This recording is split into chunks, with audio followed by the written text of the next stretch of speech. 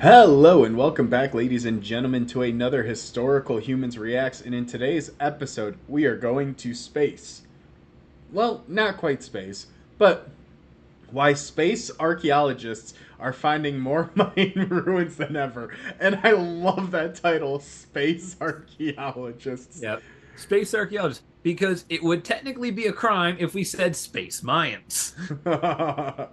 Look, they're just archaeologists that dig in space. That's all they are. No, what it actually is, and it's a very cool adaptation in the modern world, where scientists, specifically archaeologists, are using satellites and imagery that's captured from space, and they're actually able to locate a lot of archaeological sites. Some of which specifically this article is talking about, is the location of Mayan ruins within the very, very thick jungles of Belize, Honduras, Mexico, and they're discovering it more and more considering how thick the forest is and just how difficult it's been to actually get in there. And what they've been using is a type of pulsed radar technique called LIDAR, which Yep. is light detection and ranging. And what it allows My them to do, child. huh? LiDAR, my child. Yes. I And love this thing. and what it does is it basically shoots space lasers into the into the dense jungle and allows Yep. us to see what's under it. And in doing so, they've uncovered uh, tons and tons of sites. And this is not just being used in Mexico either. It's being used in Egypt as well. And this video here shows a great example of how you can see some of these buildings and structures being shown in a landscape where the forest is completely gone. You're able to Yep. just see the stone structures that are left along with everything else. Yeah. And LiDAR is very useful for archaeologists around the world to be able to find sites before they have to start digging.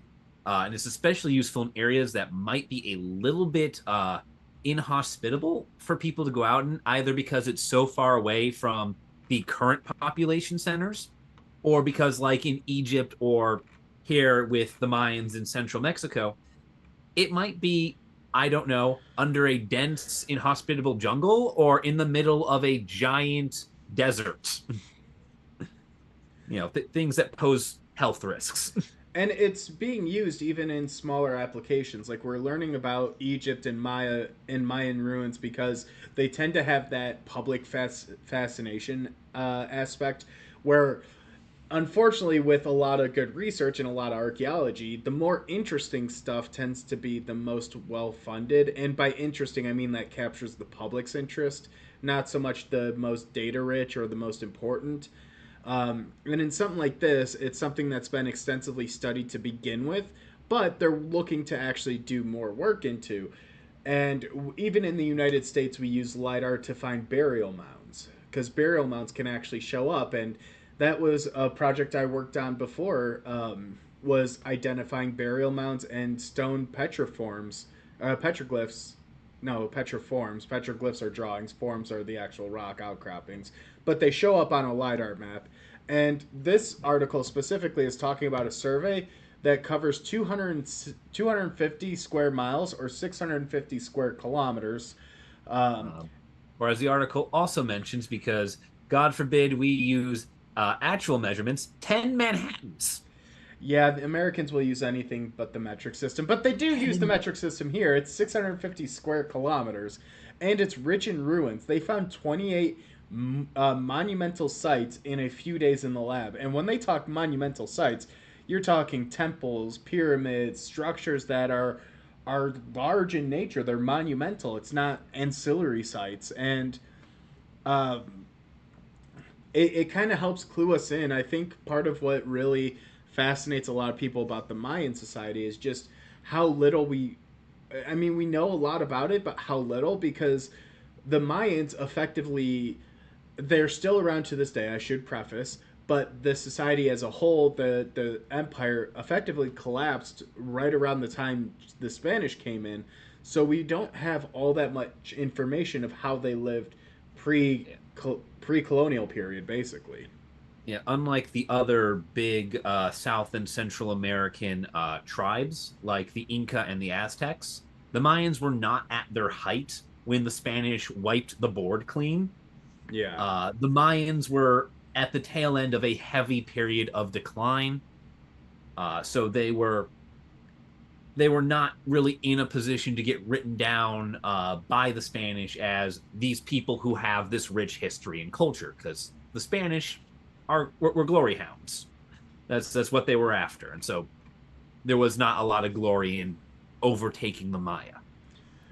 No, and it's very interesting because this poses a new avenue of research and a way for people to actually contribute to the overall whole. Being a quote unquote armchair archaeologist without putting a shovel in the ground, you're able to find these sites, and it helps too with just overall location and mapping because we talk a lot in archaeology specifically about landscape archaeology, about how everything works as a collective whole and how everything can be shaped. And this is a great example of it because we're able to see how all of these cities and all these monuments interconnect. And the the Mayans, for being in the middle of a dense jungle, cut through a lot of roadways, a lot of pathways, and you can actually see that on these lidar maps. They spider web out from large habitation sites, so it's very fascinating. And again, it removes a barrier and becomes more accessible to the general public, which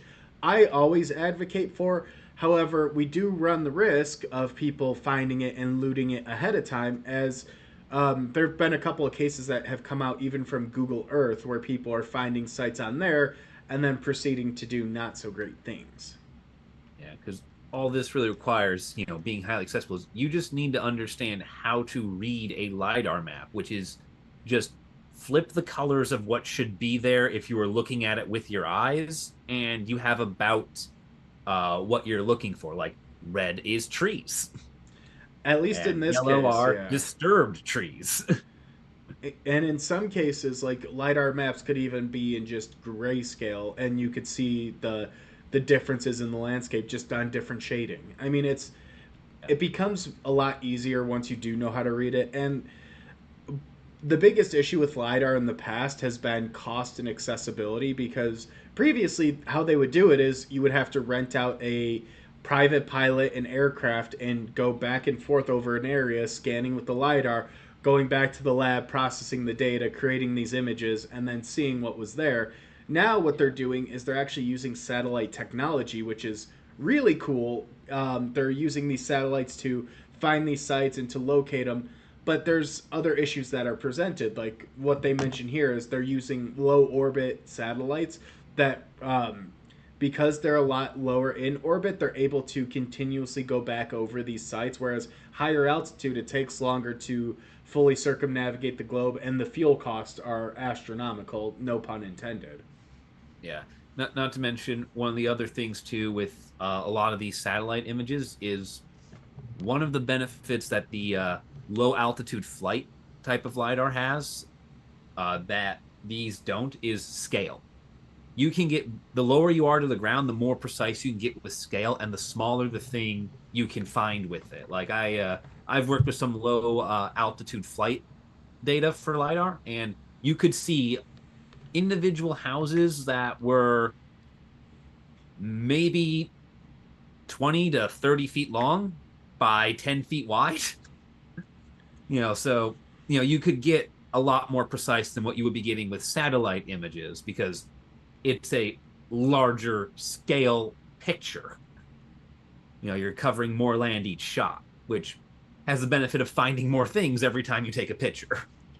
Yeah, and then the other thing, and I guess the last point we'll touch on with this article, is that they actually talk about how artificial intelligence, AI, could actually play a role in this, and they could potentially train the AI to identify these sites and to scan thousands and thousands of images and be able to process it, which I have a double edged opinion on this because realistically, AI, if trained properly for for a specific use case like this, that is what it was originally developed for. One of the first and most accurate AIs was created to detect breast cancer in women before it actually forms. You can see the cells, and the AI is able to identify that.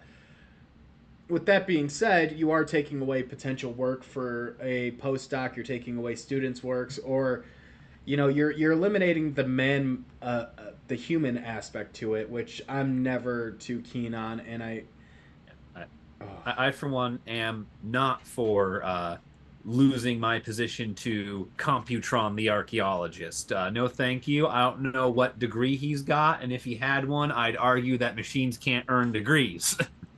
we are currently at 50 degrees Celsius, and it's like, no, no, no, not that degree.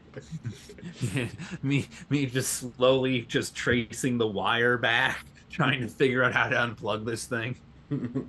But it's interesting, and it poses some new thoughts. I mean, we've talked a little bit in the past about space archaeology, but this is a practical use case where it is having an actual impact, and it's showing how the field can develop and grow. Which, for a field that's as for a field in ruins, archaeology really is not always on the cutting edge of technology.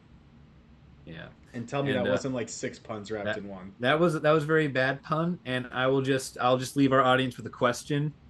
Do you think the future of space archaeology is going to be more satellite images of Earth, or could it possibly be, I don't know, recovering all those rovers NASA keeps sending everywhere? I mean, there genuinely is talks about, and yeah, we'll wrap up here, but Yeah, there is genuine it's a talks. possibility. I'm not joking. It's a real possibility. Well, no, but that's an actual conversation that's being had about future archaeologists going to the moon and finding the Apollo missions, and the stuff that's left behind. I mean, there's been talks about trying to recover the American flag that's on the surface. And yeah, let us know what your thoughts are about all of that, and we will see you in the next video. Bye.